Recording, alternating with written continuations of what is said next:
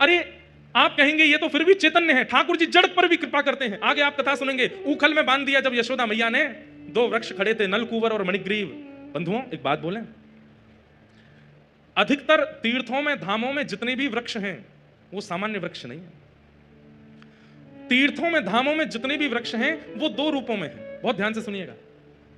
पहला, या तो कोई ऋषि, या तो कोई भक्त, या तो कोई महापुरुष, उनकी इच्छा थी कि मैं सदा इस धाम में रहूं और इसका कभी त्याग ना करूं, ऐसी कृपा मुझ पर कर दो, और इसी भाव से उन्होंने भजन किया, तो उनके भजन के प्रभाव से ठाकुर जी ने उन्हें वृक्ष बना करके भेज दिया। बोले रहो अब सदा यहीं रहो, लोगों को छाया रूप में सेवा करते रहना, और हमारे धाम। आप कहेंगे किसने मांगा ऐसा वरदान? उद्धव जी।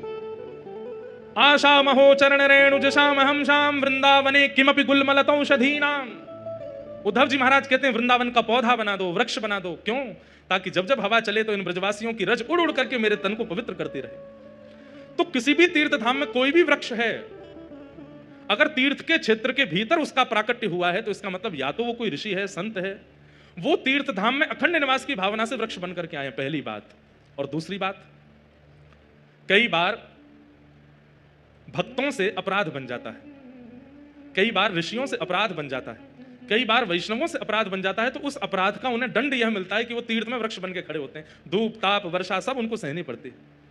इसलिए तीर्थों में, धामों में जो भी वृक्ष दिखते हैं उन सबको प्रणाम करो, क्योंकि वो निश्चित ही कोई भगवत भक्त ही है। नल, कुंवर, मणिग्रीव ये कौन है? कुबेर के पुत्र। इनके द्वारा एक अपराध हुआ था, और उस अपराध के कारण नारद जी ने इनको शाप दे दिया कि तुम जाकर के वृक्ष बन जाओ। और यही दोनों गोकुल में वृक्ष बन के खड़े थे। ठाकुर जी ने ऊखल बंधन लीला करके खिसक खिसक करके गए और दोनों वृक्षों का स्पर्श करके दोनों को मुक्त करके ठाकुर जी ने उनका उद्धार कर दिया। इसलिए हमारे वृंदावन में आप देखेंगे जो भजनानंदी महात्मा है, कभी उनको उनके पीछा करिएगा, ऐसे पीछा मत करना। मतलब कभी वो निकलते हो ना, थोड़ी दूरी बना करके पीछे पीछे चलना और उनको देखना ही कैसे चलते हैं, तो आप देखेंगे उन महात्मा के मार्ग में जितने भी वृक्ष आएंगे सबको प्रणाम करेंगे, सबको दंडवत करेंगे।